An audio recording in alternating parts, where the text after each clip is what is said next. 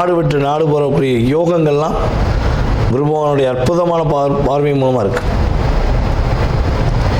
சந்தோஷத்தை இழந்து சந்தோஷத்துக்காக காத்திருக்கின்ற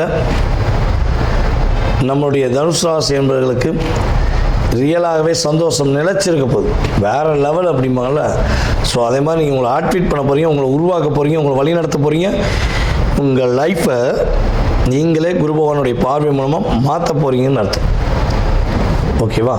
அப்போ வண்டி வாகனங்கள் வாங்கலாமா அப்படின்னா வண்டி வாகனங்கள் வாங்கலாம். வீடு கட்டலாமான்னா வீடு கட்டலாம்.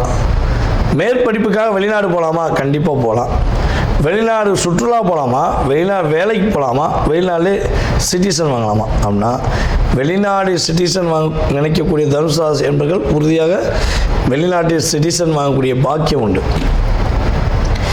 வெளிநாடு பயணம் போயே ஆகணும்னு சொல்லி அதிகமாக சிந்திச்சுக்கிறீங்க அப்படின்னா உறுதியாக வெளிநாடு பயணம் போகக்கூடிய சாத்தியம் உங்களுக்கு அதிகமாக இருக்குது. அப்போ கவலைப்பட தேவையில்லை. இரட்டிப்பான லாபம், இரட்டிப்பான செயல்பாடுகள் உங்களுக்கு குரு பகவான் உங்களுடைய ராசியின் அதிபதியான குரு பகவான் மூலமாகவே கிடைக்கப் போகிறது என்பது நிதர்சனமான உண்மை.